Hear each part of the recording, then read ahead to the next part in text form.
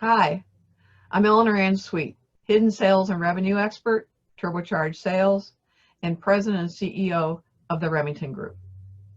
Welcome today. We're going to talk about Modular 3, which is client retention. So let's get into today's message and see what we're going to learn.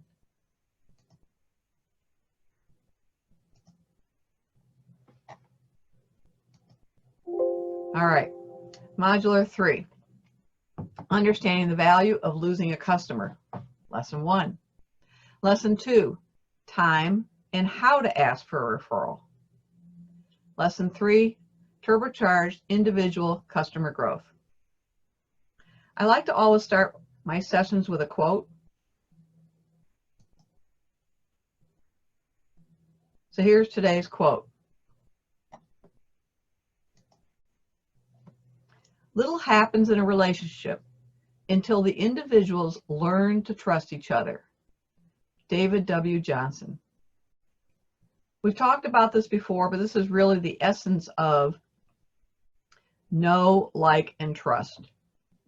So we have to develop a relationship with someone before they'll want to buy from us. Because they're not going to buy just on the product. They're going to buy in the integrity of you, the person. Do they believe what you're saying? Are you eliminating and comforting them on risks they may perceive that they might hypothetically have on the purchase? And you're explaining to them the outcome, the transformation, and the benefit of working with you on either your product or your service. So that happens through the heart. It doesn't happen through the brain and the intellect. They have to emotionally trust you before they logically can follow you. Customer attrition. What does this mean? It's the disappearing customer. It can be called sometimes as customer churn, customer turnover, customer cancellation, customer defection. So every business in the course of business will lose customers. But the question is to basically be in touch with your customers enough to know when you're losing them. I suspect in this current recession, we lost some customers along the way. People got frightened. They didn't want to necessarily pay the expense for your product or your service at this time because of the uncertainty. Don't give up on those customers. What I'm going to talk about in this lesson is talking about how we can re-engage with them and possibly bring them back as customers. If you can recapture a customer you have lost, it is much more beneficial to you financially and will cost you less of an investment than having to start from scratch and from ground zero with someone you don't have a relationship, who doesn't know, like, and trust you in terms of a customer that you would be acquiring or a prospect. So how does this work? You basically, if you're going to look at, you want to analyze your customer attrition rate. And here's the formula over here on the right. You're going to take your total customers beginning in a time period. So let's say we're going to do this for a month. We're going to subtract the customers at the end of the time period. And then we're going to divide it by the total number of customers from the beginning. So here's an example. Let's say we started the month with 650 customers. Let's say we ended the month with 600 customers. So that would mean we lost 50 customers. So at that point, we would take 50 divided by 650, the beginning number of the month, and that would tell us what our attrition rate was. And in this case, our attrition rate would come out to be 7.7%.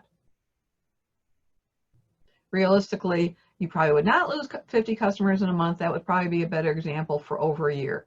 But you get my point.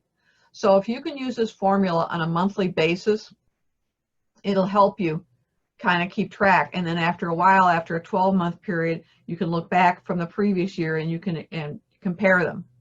Right now, starting in, let's say, hypothetically, March of this year to the period we're in now, going through the first 6 months of next year would probably be a rather unique period. And after mid-year, you're going to see it start to stabilize and you'll have better tracking information. But it still will be interesting to know what you're going through now, because these are the customers you want to reach out to, and you also need to recoup this business in some ways and the dollars for your business. The average American business loses 15% of its customer base a year. Where are they going and why are they leaving? 68% stop buying from you and go to another due to poor service. And unfortunately, in a lot of cases, you could be unaware of this. This is another reason why you want to stay in touch with your customer consistently over a period of time. 14% leave because of an unsatisfactory dispute or complaint that was never resolved. 9% will leave because of price. And that number may have gone up a little bit now in this time period that we're talking, because people are more sensitive to price than they were a year ago. And 5% will go elsewhere based on a recommendation, usually from a friend. And unfortunately, we use 1% that die. Why are these people leaving? If you add all these numbers up, 82% leave because of customer service problem. And customer service problem is something that you can have the majority of the control over. How are you interacting with them? What's your customer experience? How is it defined? And make sure that your whole team is on the same page. And how do we define our customer experience? This is, as a resource, was from U.S. News and World Report.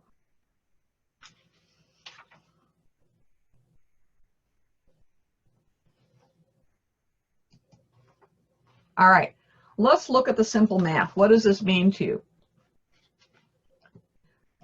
So let's say hypothetically, it costs you $120 to get a customer. That means you spent advertising, you sent out some mailers, you went to some chamber events, whatever it was. Let's say the average cost for your customer was $120. When you lose that customer, in order to get that customer back, you have to invest another $120. So now we have the initial cost of the $120 investment. We now have to go make that same investment to get a customer back. So at this point, you basically have spent $240 to get one customer, because you're trying to get back to having the one customer. Now I want to take it a step further. The third step is the referral. The average in this country goal for a small business person is to try and get one referral from one customer a year. So we now lost our customer, of which we spent $120 to get. We're now going to have to invest another $120 to get a replacement customer. And oh, by the way, we lost the $120 that would have come in from the new referral. So we have to spend $120 there to go find the referral that would have come in. So at that point, you're up to $720. Let's look at a customer and referral system. You can use this in terms of getting a customer, keeping a customer, and also getting a referral to get a new customer. Attention. You need to be spending attention on your current customer to keep them happy, and you need to spend attention on them to have a rapport to be able to do the ask to get the referral. You want to focus on interest. A lot of this traditionally has been, in the past, has been accomplished over a meal, where you get to find out, where did your kids go to school? Where did you meet your husband or wife? What type of dog do you have, or what type of cat do you have? Where do you spend your vacations? What's your favorite football team? What's your favorite soccer team? Whatever it is, you're building a rapport. And you have to have the desire to work on the relationship. It's not something you just do in the first meeting and then it's all taken care of. It's a long-term commitment. It's a desire to work on developing a genuine relationship with them, and it's a desire to listen and find out not so much what they think they need or want, but how your problem can truly solve something that they may not even be aware of. So you need to be also consistent about your time commitment and the energy going in to all of these aspects of building the relationship. And in turn, you'll have a transaction, which in turn will give your organization money.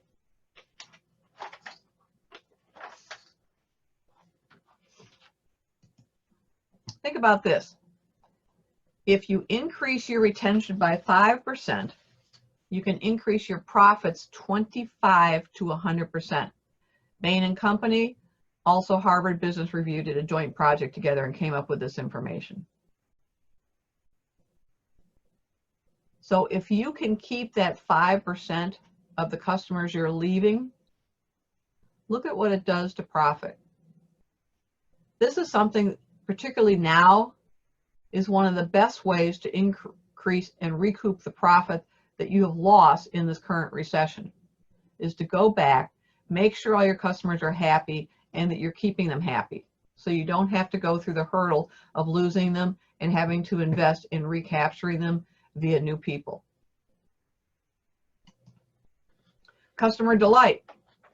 Love this expression because that's really the essence of what we're all doing. When we're reaching out to someone, we want to show value. We want to show how we can make a difference in their life with our product or service.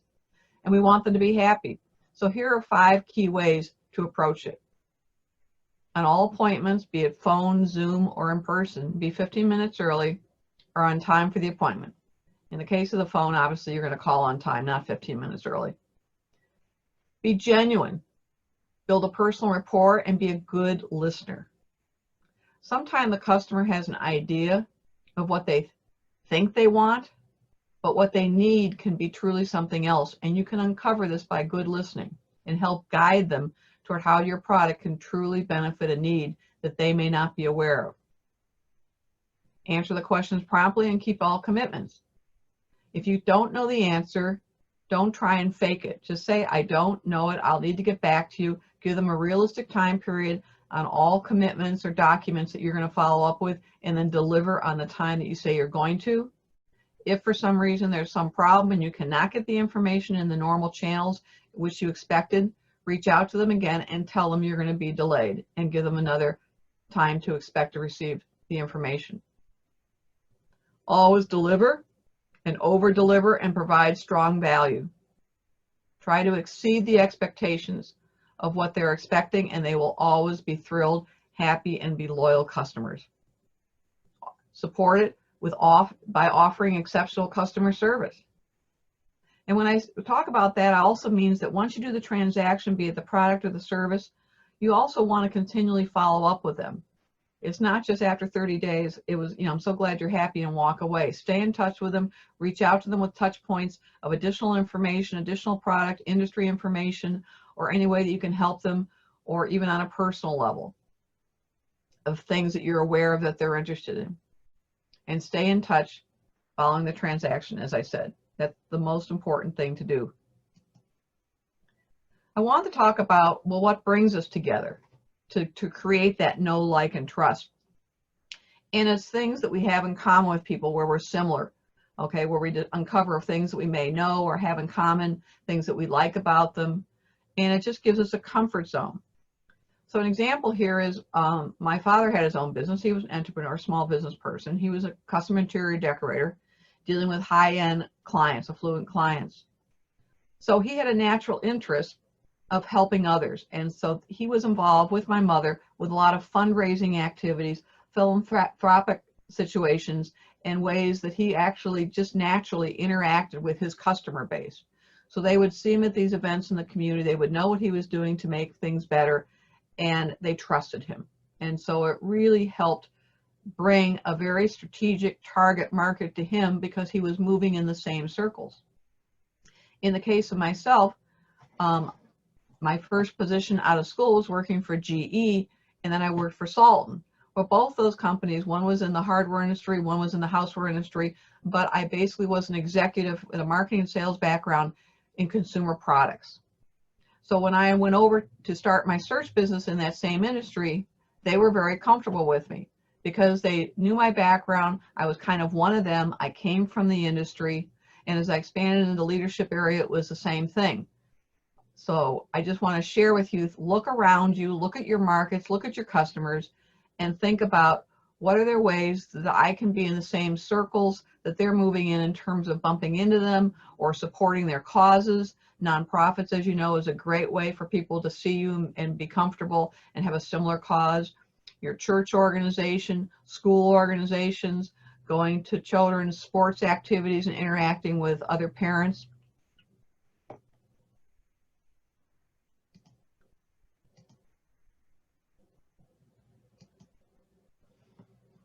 Another thing is you want to be visible with them even when you're not around. So what does this mean? And I put my logo over here. It wasn't so much to say, okay, look at me and look at my business while we're doing this webinar. It was to show you an example of when you see that, you've seen it before, and you know that that's my logo and this is my business. It's the same thing with your logo. I have a friend of mine that every year faithfully sends me a small pocket calendar for her business. It has her business emblem on it, and so I know that that's from her. If I'm not going to use it, I'm going to put it in my briefcase because it's a smaller version of a calendar. I could give it to somebody. It's tactile. It came in the mail. It's kind of bulky. You can feel it, you know, above a traditional flat envelope size, and you're getting a little bit of a mini gift. Holiday cards. In the past, and I always like to send holiday cards out around Thanksgiving, for it's a season of gratitude. I know people that will send cards out the beginning of the year in January or February when the rush is over from December. And I know people that send out birthday cards to all their customers or do half year birthdays. You could do both. We've talked about it in the past and in other modulars. Thank you cards. Thank you cards for meeting people. Hey, it was great seeing you at the Chamber of It. It was great seeing you at the American Cancer Dinner, things like that. And just, you know, you can include your card. If you're doing the Bob Burg thank you cards that we've talked about in the past, you basically are just only using the card because it's branded. It has your company name on it and your phone number. And I will make sure that in the materials later on the membership website, I'll include an extra copy of that for you. And then we have branded postcards. We talked about this in one of the previous modules, using it for direct mail. So you send out a branded postcard. We're having a year-end special on all ink orders. We're having a special on, you know, first of the year car insurance.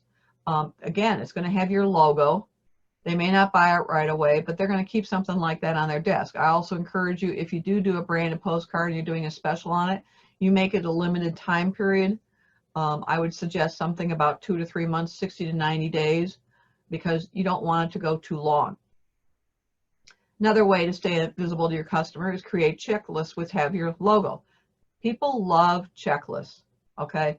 So if, let's say you're in the business where you take care of water damage in basements. So give me the 5 top tips of how to avoid having a leaky basement.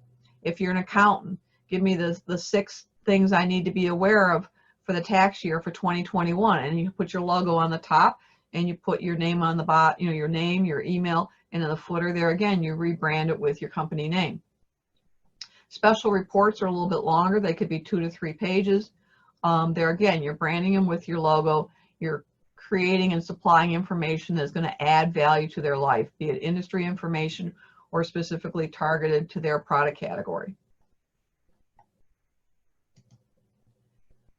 Here's a great way to look in terms of a simplistic way of saying, okay, what are the steps to get me to retention success, to increasing keeping my current customers? Create a relationship and trust first. That's where it all starts. And you want to remember to be authentic. Focus on eliminating the risk or the uncertainty that they're expressing to you as you develop that relationship. So when you're talking about your product, your service, your idea, in terms of how you're going to help their business, they may say, how do I know this is going to work? Or I'm not sure we're going to get those type of results. Particularly in this type of market, see if you can create some type of guarantee on promising them that you will support those results happening. Or if you want to do a situation like, I actually just saw this on TV, I think it was like 2 months ago. There's some of the car companies right now are saying, we'll sell you a car and you can take it home and have it for 30 days. And if you don't like it, bring it back. Well, how much better could that be? So look at how you can integrate that type of mechanism into your sales process. And last, build confidence and security. And one of the ways to build confidence and security is to have your product and service or idea deliver the way you're projecting it for them. Having consistency with all your follow-up and showing that you're really there for a team player. You're not just there to get the sales. You're there on a long term to help them build and grow their business.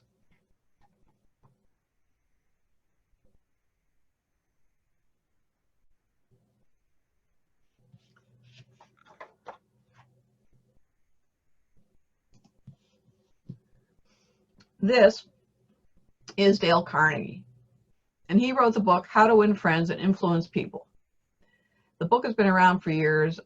I don't know, I think it's been maybe from the 1920s or something. I don't know, I'd have to look it up, but it's been around for a long time. It is a classic. I own the book.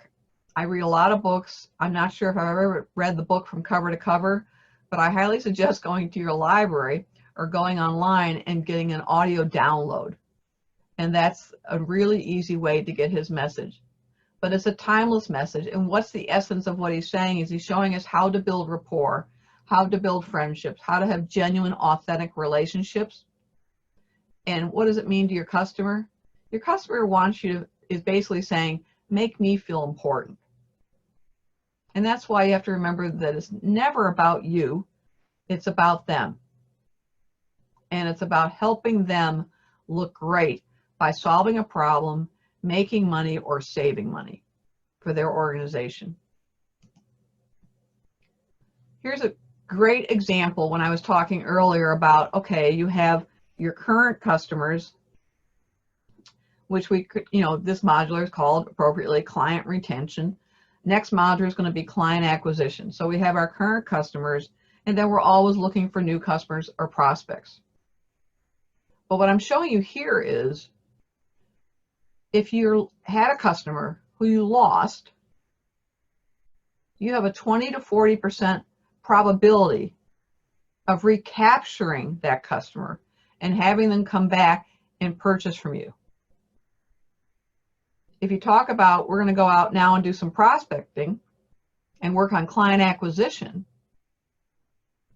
when I approach someone, I have a 5 to 20% probability that they will end up buying from me and become a customer. That's a minimum of a 20% differential. So if you're talking about return on investment or return on time, it's always more efficient to spend more time recapturing your lost customers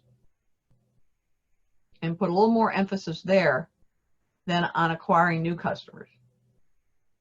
And most people don't realize this. This, to me, is a big aha moment.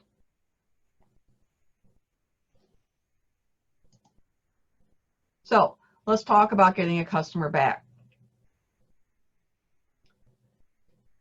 First of all, one of the great areas to look for new customers or to find out about customers that have left is, I would say, look in your email program, because you're going to have people that have unsubscribed. So that's a very subtle way that they've raised their hand and they said, you know what, for whatever reason at this time, this is not important to me. And a lot of people forget that. The people just unsubscribed, and then we keep going on and we're sending out more emails, we're going to more events, we're interacting with people, and we keep building our email list. But I really encourage you to go into your email list. If you have them segmented, even better, because then it tells you which situation and which market, and you can export your unsubscribed emails. Then go back into your database and start looking those people up. So those would be for the people that have left, that you were not aware of, or you don't know why they left.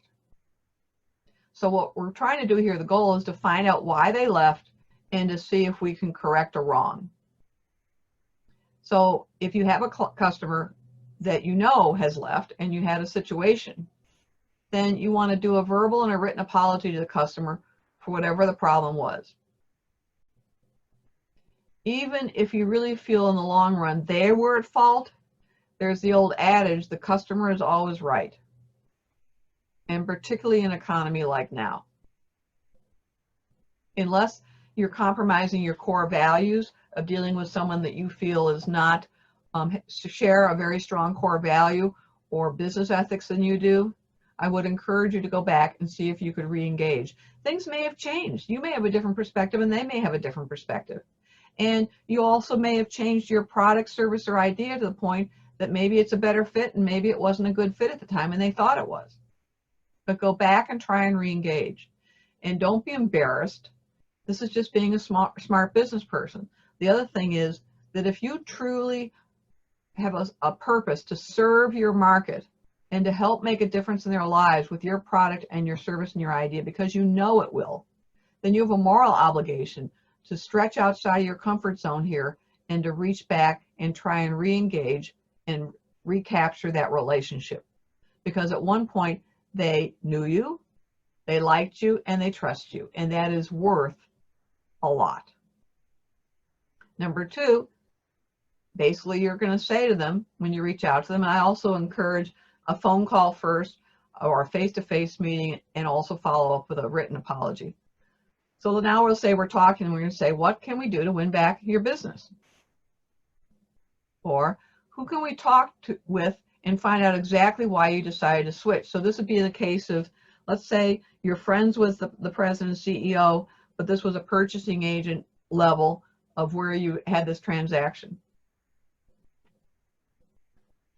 So if the buyer switched or you didn't know who made the final decision, this would be a good question to find out who was the real decision maker here in terms of why you're no longer doing business. Once you have the answer to that question, those questions, then you can again communicate in writing the changes you've made.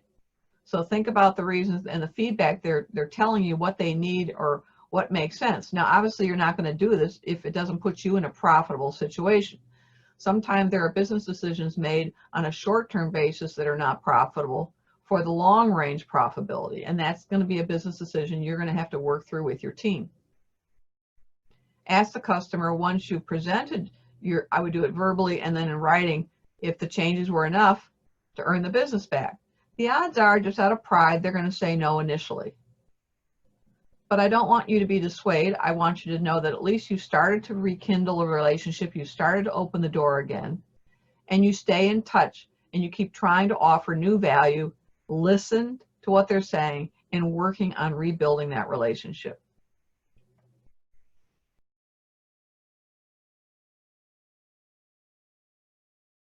Lesson 2, knowing when and how to ask for a referral. And I know a lot of you think, well, you know, I keep trying to ask for referrals. It never happens. They kind of push me off. Then I kind of get busy. I don't end up going back to them. And I understand that. That happens. But a referral is very good because it's coming from someone who knows, likes, and trusts you. You have a rapport, has purchased your product, and is like a mini testimonial of, yeah, this is a good person. You should talk to them. And yes, they can be helpful. And it's another great way to keep growing your business.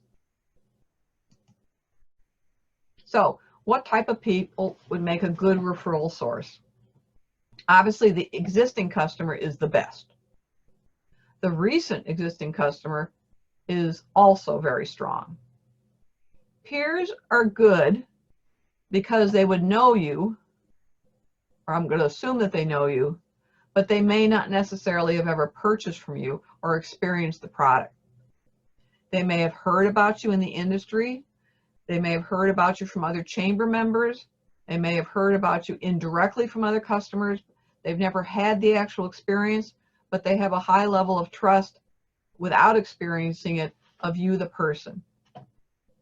Another area you can reach out to is respected experts in the field. You may know them, you may have spoken at a convention or a seminar, they may know you casually in passing.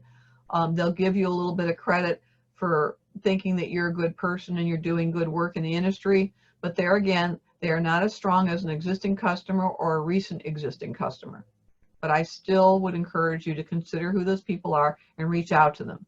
The influencers, some people know the influencers, but the influencers sometimes can be a little bit more removed from our relationship. And so they know a lot of people, they're big connectors, but if they don't know you as well as your existing customer or your recent existing customer, be realistic and understand you may not get as many referrals out of them just because the relationship is more distance in terms of how well they know you and their comfort zone.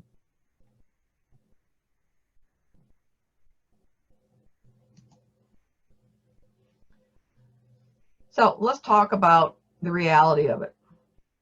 And that is, when you're asking for a referral, there is resistance. I've certainly heard it. I'm assuming everybody else here has heard it. I'm not prepared. I've been busy. I need more time. I'll have to check. I'm not sure the people I have in mind are willing. I'm uncomfortable imposing on these people. I can't think of anyone now. So expect that. So when you're going to ask for the referral, expect that that's what it's going to be. But understand how to get ready to go beyond that. So what I'll say to some people is, first of all, you're with them, you've closed the transaction. The best time to be doing this, of course, is in the early stage of the customer life, because that's kind of like they're still in the honeymoon stage. They're still enthralled, they're pumped, about their decision making, that they made to hire you, use your product or your idea. So understand, the further you get away from that early stage, the harder it's going to be to get a reference. But what I'll say to someone when I'm following up with them, I'll try it, of course, right after the sale, and they'll kind of give me some of this, geez, I don't know, Eleanor, I'm just kind of like not sure. And so over the years, I have realized that it wasn't me, that this was just human nature. And so I will kind of gently push back and say something like, John, I appreciate that you're saying that, but understand, I'm not expecting you to guarantee that this person is necessarily going to buy from me, or they're going to be as happy as you. I'm just asking you for some people that you think I might be able to help. And so you don't have to play God here, okay? You don't have to pre-screen them. You don't have to know unequivocally that they're going to take my phone call, or they're going to be working with me within the next 6 months. It's just someone that their business, you respect them, you have some type of rapport with them, and you think that, yes, you've seen the work that I've done for you, you're pleased with it, and you know that could possibly help them. I'll take the ball from there.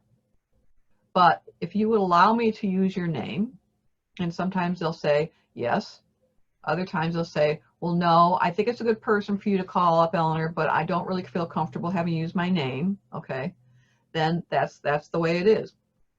But I just wanted you to be aware of that. It is, expect initial resistance, but don't be put off by it. One of the things here is, remember, we're trying to get one reference check a year, and the larger your resource of good clients, the number of clients that you can pull from, and then you add that into the number of good, strong influencers or peers that you can tap into, is going to expand and give you a larger number of good overall referrals that you're going to reach out to.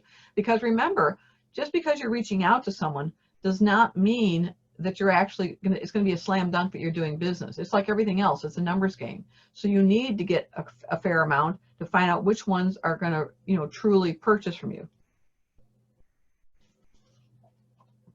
Another thing before I leave here is, sometimes, if, let's say, an example would be, let's say you live in a community, or let's say you live in a gated community, or let's say you're part of a PTO, or let's say you're part of your daughter's lacrosse team. So if it was appropriate, it would be something more for someone like in the insurance business, or someone that sells cars, maybe even like an orthopedic surgeon. So this would be more like, and my example is more from a business to consumer, B2C. Ask them if they'd be willing to send out what they call an endorsement letter. So an endorsement letter would be where they would write a letter on behalf of you, because I worked with Michelle. She was great. We had really good luck here. She's a great physical therapist. She cured my knee. She cured my elbow. I highly recommend her physical therapy company, or her yoga company, or whatever it is. So they would write a letter, and then you would ask them if you could send that on their behalf, okay? And so you would introduce yourself and say, Jim said that I could reach out to you. I've worked with him, and it's made a big difference in his life. And so then you send this out as an endorsement letter, and then you sign it. But you need to get their permission first. So he's sending it out. So he's kind of like pre-endorsing it for you. You're writing the bulk of the letter for him, and then it's sent out. And so that's what they call an endorsement letter, and you send it out to people. You could also do it via email. But it's another way to kind of like widen the net. Hold on here. All right. Here's just a mini referral script for you. So in this case, this is an example. Remember I said there were a couple ways that you could do this. Basically, you could have an introduction from your referral, permission from that person to use their name, or you're using a name that you're going to have to go in without their name. But in this case, I have the person's name. So this says, Jack Watson asked me to spend 20 minutes with you personally, with the idea that you'd be able to know in that time whether what we accomplished together with him also makes sense for you and your organization. This gets back to, you've heard the expression, I'm sure it's kind of, people using this terminology a lot. It's called, let's do a discovery session. Let's do a mini strategy session. So this is another technique where you're basically going in, you're meeting with a potential client, and you're introducing yourself, you're starting to build some rapport, and you're leaving them with some type of value and a little bit of a tease about how you could help them with your product, your service, your idea. So that's why I'm coming back to the 20 minutes. Because in order to be able to do that and orchestrate that, you need the 20 minutes. What I also wanted to point out here is that part of this is science, okay? The science portion is the quality of the questions that you ask when you meet with this referral person, and also the level of your follow-up. But at a certain point, it's art, knowing when the time is right, knowing when the mood is good, and knowing when everything that you've laid up and the conditions make sense in terms of, is this the right time for them to be buying product? And sometimes you might have to gently nudge them to know that this is the right time. Particularly in an economy like this, people will do a lot of things to avoid having to make a decision just because there's a lot of fear going on. But as we all know, that sometimes is the worst thing you can do, is to stand still. Because what's going on with the rest of the world around you? It is moving, and your competitors are moving. And it is a smart person that strategically can figure out how to pivot in this economy and develop a competitive advantage in terms of customer value that they can use and hydroplane on right now, where everybody else is just sitting around.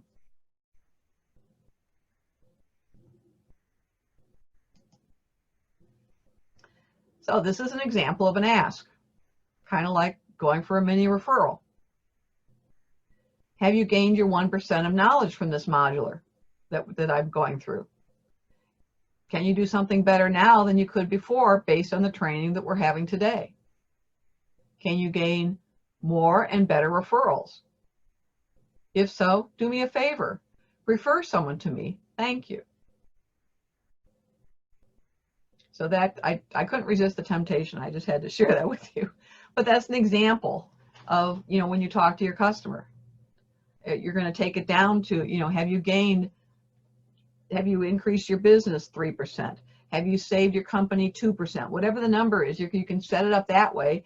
You will receive some of that information in your exploratory interviews with them when you're trying to find out, well, what's your realistic expectation if we work in you and this type of product you're looking for? What are you expecting? What are the results? And you want to get a number from them, and then you can track that number and see how it applies to the final transaction and the final results of your product. And then you can use that and come back and ask for your referral.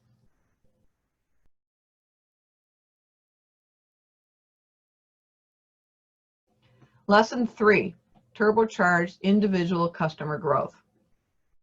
So what we're going to go through here is, what are the ways, just isolating and taking a customer? How can we take that one customer and grow their business? What other ways can we grow their business just with that one isolated customer? And then you can take this whole, all these things that we're going to be talking about today, and layer it across each customer. And if the customers are slightly different, then you're going to have to tweak it. But it's a formula and a template and a system that you can really dig into your business and take going forward. So let's look at some techniques here. I mentioned this on one of our previous learning sessions, the power of line penetration. I'm leaving with this one because I had some really great success with this at GE and some other organizations, also at Salton. So this is, it works, this is more a B2C technique, business to consumer. It can be applied to B2B, but the majority of these tend to, it's more prevalent in business to consumer. So line penetration is a measure of how many different product or service categories are being used or purchased by a customer compared to the total estimated business for that product or service with that particular customer. I bet you love that. I mean, whatever. I wanted to give you the definition so if I was going to talk about it. But let's chunk it down. So what I'm really saying here is, and let me give you an example to make it easier. This is, if you look at it in the first part, we're talking about, we have a company, we have a product, and we're selling that product to a buyer. And in this case, let's say we're on the retail side because it's going to get out to the consumer, but we're calling on Walmart. So we're going to sell our product. In my case, an example would be, I was with GE Lighting. I'll use that example because that one is like right in my head right now. So we take GE Lighting, I go into Walmart, I sell to the hardware buyer. In that case, I was selling light bulbs. And so then the product keeps selling and it keeps selling. I've developed a rapport with the person because I inherited the account from somebody else, so that kind of helped a little bit, right? And then suddenly our division inherits Christmas lights. So I go to my hardware buyer and I say, do you buy Christmas lights? He said, no. I said, good. If that's not the case, can you introduce me to the other buyer? I get introduced to the other buyer. So now I have light bulbs in the hardware aisle. And let's say between August and January, I've got Christmas lights on end caps. So now I'm the same company. I'm selling, electrically lit lights, but I now have 2 channels of business. I now get automotive. Okay, so automotive sealed headlights as an example for your car. So now I go meet and I get introduced to the automotive buyer. So now I'm expanding my business with Walmart. I'm not just selling the light bulbs. I'm now selling the light bulbs. I'm now selling to a different buyer. I'm selling to the Christmas sets, and then I'm also selling automotive. So it's that type of thing, okay? You can see that happening. Here's another example. It's like P&G, okay? P&G has soap. P&G has laundry detergent. P&G has, various products. So they're taking their one core competency or their primary product and they're leveraging and they're trying to get other product lines into the same customer, and then that broadens that business and you're picking up more business. On a B2B, it's a little more complex, but let's say you're talking, an example would be like office supply people. So there again, people are buying maybe copy paper and then people are buying pens, or people are buying copy paper and then people are buying software programs or security software. So someone like a Quill or a company like that would start by selling the copy paper to the B2B business, and now they're going to start selling security software. So think about if there's any way within your company that you have different product areas, but you've only been selling one category of product and you haven't thought about the other categories. Or if they haven't applied in the past, is there a way that you can modify those products to now be able to expand into a different category?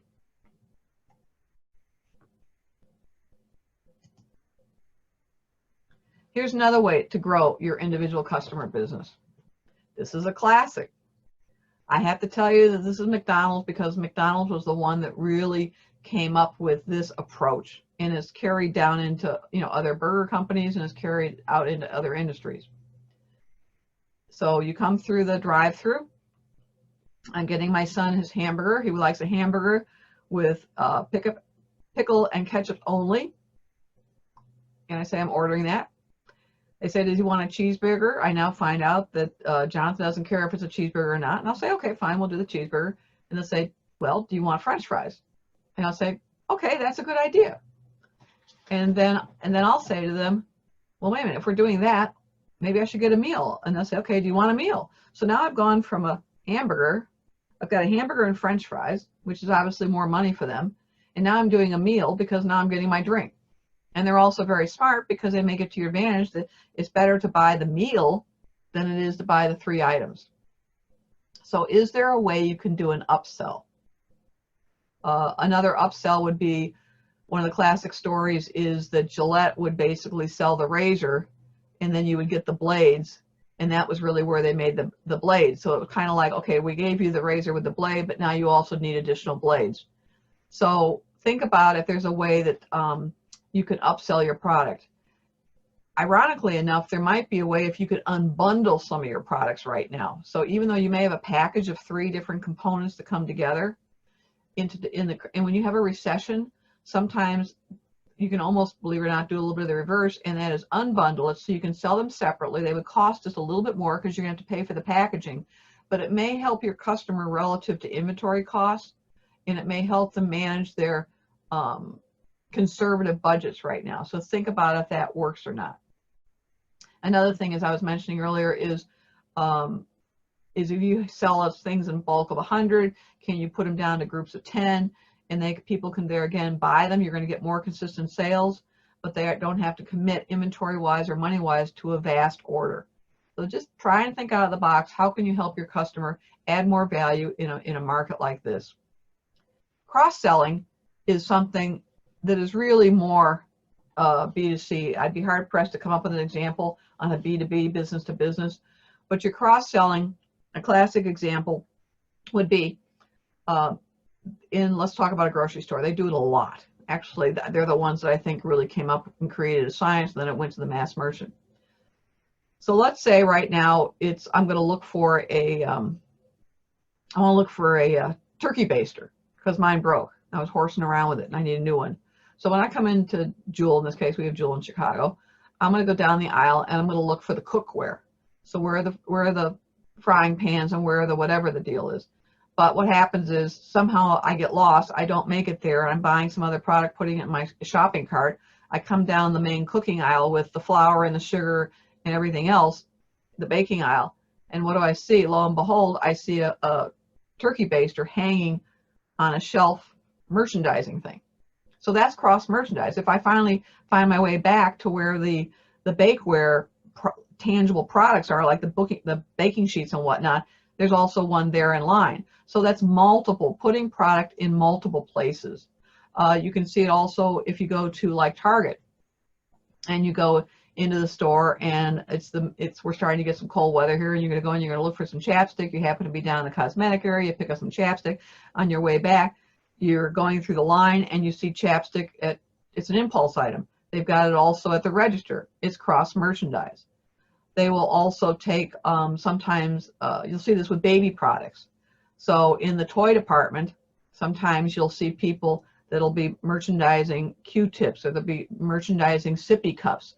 So even though people are looking for toys, they're also, the consumer traditionally is a young family. And so they might see a sippy cup, the child sees a sippy cup, maybe it's got the latest and greatest dinosaur or something on it. So guess what? Now they're buying a sippy cup that normally they would go over to another section of the store and find. So see if there's any products that you have that your customer is not thinking about cross-selling.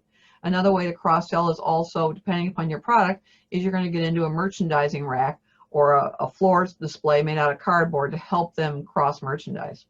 And then line penetration we went over before, and that's just taking the same customer and seeing what other product can we sell to that same customer. Another one is also to help grow your business would be the transaction and frequency, in terms of how can we take a single transaction, how can we create frequency? And there are several types that it can be. It can be subscription based. It can be, you could do a membership based. And so right here is an example of, let's say this is a subscription based. It's for the month, right? How many months do you have a year? It's 12 months. It's a great gift idea. I think my daughter was involved in a membership program where basically you would get a certain box of cosmetics. So you would sign up and every month you would get a little different box of samples of cosmetics. These are different ways that you can kind of like start to build your base. The other thing would be also, there could be a situation where based on the size of the product. So if you commit to a bulk of product, you can sell more product, but in the long run, it's going to save the customer money.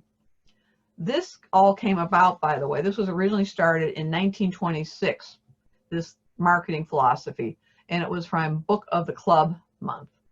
And so then that came, and then I think there was a series where people got, oh, I know, remember Night in Cotondale, they would have like an audio of the month. So business people that were traveling in their cars at that time, they were using cassette players. Now they're CDs, and everybody's using their phones. But basically, every month they would send you a different business 60-minute tape or audio to listen to while you were driving in your car. And so people would sign up to get that membership.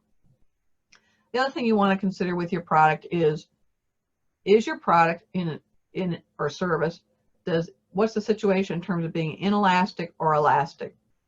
You see this more in tangible products. An inelastic market is an example would be insurance. So when I buy my insurance, we buy it for a year. I'm not going to be buying any more insurance unless I need it or if something happens. So what I'm saying here is in inelastic, you want to know if like when I sold a light bulb, I wasn't going to get another sale until the light bulb burned out. In elastic, it's something like Pepsi. Can I keep promoting it and the consumer will keep coming back and buying it? Same thing like here's one with copy paper. You can sell more copy paper, but people can only consume and make the copies that they need. So they might have a savings by storing more copy paper, but at a certain point, they aren't going to take any copy paper until they use it. Try and really understand what you're selling. Is it in an elastic market or is it an elastic market? And that'll give you an idea of different ways that you can grow and promote your business. The ascension model, okay, which is very good at retaining people. So an ascension model is, a typical example is, a lot of this is more internet oriented, is you come to my website, and we actually offer this. I have a bi-monthly business tip newsletter email. You come, you get the email, you like it. And one of those situations, I offer a report on what are the 7 best tips on how to grow your business in 2021. So I send you that, you're happy with that, and then I send you an email about one of our next training sessions. So an ascension model is you come in with a free product, then you go up to a lower price point, and you keep moving the consumer up relative to their comfort zone or business person in terms of that next product that you're going to offer for them.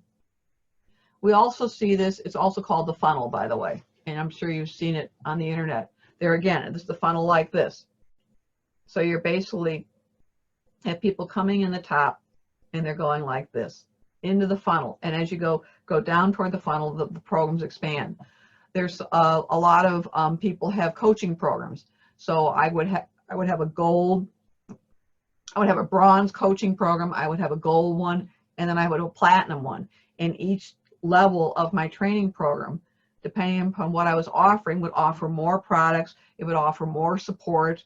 You know, on the top one, you might have my cell phone 24/7 and an email to reach out to me. You would have special, on a monthly basis, I would give you 30 minutes of one-to-one coaching over the phone working on your business. On the lower level model, you basically would not get the one-to-one, but you would still be getting my great online tools. You'd be able to attend my seminars. So think about if there's a way that you can take your products and create an annualized ascension model. So they're paying for a year's worth of service. They're paying it on a monthly basis, or for those that really want to get organized, they pay it a year up front, you know, obviously with a special price savings. But that creates a lot of loyalty and a lot of retention. And then people have royalty programs. You've heard about the airlines are one of the first ones that really came up with this, where if you're going to fly in United, you got your points. And then you build enough points, and then you got a free trip to Hawaii. Another royalty program is a lot of the food companies do the royalty program. I just signed up for the Jimmy John app, so now I get special points for every time I order a sandwich from them. California Pizza has a royalty program. A lot of people have royalty programs. I think I think Petco has one, and the other pet store. So see if there's a way that you can build a royalty program, because then they keep coming back to you because you're going to give them like a little bit of a freebie, or you're going to give them, you know, a certain percentage off their next purchase of products from you. But it gets the customer coming to you, and it gets the customer being loyal. I wanted to leave today's session with a couple of quotes. And Peter Drucker, I just think the world of the man. I think he just had a brilliant mind. So his quote today for us is, quality in service or product is not what you put into it. It is what the client or customer gets out of it. So there again, if you remember to find ways to add value and exceed customers' expectation and over-deliver, you'll be a winner. This one's from Thomas J. Watson, Jr., very famous IBM chairman and CEO. If you don't genuinely like your customers, the chances are they won't buy. You have to have chemistry. You have to have rapport. It is very rare for people to connect and do genuine business on a long-term basis if they don't have mutual respect, they don't like and trust you, because they have to trust you. Why would you buy someone you didn't trust? But a lot of that trust is built on the genuineness and the chemistry and the rapport and the things that you have in common. So keep that in mind. You should also be keeping in mind, even though these are challenging times, if they're clients that are just basically too difficult to work with, or basically expect you to be their banker and you never discuss it in advance and it is killing your profit structure, then consider if maybe you need to let go of that customer. J.C. Penney, every great business is built on friendship. And I think that's one of the reasons that I feel blessed to have really had a good career in business and enjoy it, is I am genuinely a people person. And I love learning about people's lives. I love learning about how I can help them more. And so to me, that's just it's a very natural process. If it's not natural for you, I would encourage you to work on it and just see how can you figure that out. Again, this is our plan, kind of our part of our master plan that we've been working on. We've gone over the current customer base today. We talked about how can we take our current market and how can we expand. And we talked about line penetration down here for the major product changes. And in the past, we've also talked about, and we'll get into it a little bit more next week, how can we take our current products and how can we find new markets? I'm going to show you that. And how can we create some small tweaking on products? Because right now, I think, you want to be careful on how much you invest, and changes do cost money on product. If it's intellectual product, that's a lot easier, but if you have tangible products, it's a little bit more. But how can we do that, and how can we also expand into new business? So that's the end of today's session. I want to thank you for staying with me and leaning in and taking some good notes. I'm going to remind you of your call to action between now and next week, and that is to download your materials from the membership site for this modular. And if you haven't caught up, catch up on modular 2 and number 1. I would suggest doing them in order. I know that there are a lot of you just kind of want to go in and grab a topic. If that's what you're comfortable with, fine. But I have been building it intentionally with the idea that these are building blocks that keep building on top of each other. You'll have your video recordings, your PDF. We're going to turn the presentation, the PowerPoint, into a PDF to make it easier for you to download. I'll put in the extra modular handouts. I want you to take this material, take all three, modular 1, modular 2, and modular 3, and reevaluate, taking this information, look at your current business and look at your future business model. And try to think outside the box and then come back and see what makes sense. Block your calendar for next week for modular 2. We're going to go over customer acquisition. Look at how you're going to apply this information in your business this coming week. I want you to take one of your customers that you've not reached out to for a while, and I want you to see about getting a referral from them by next week. And then number 2, I'd like you to basically work on this information in carrying it forward.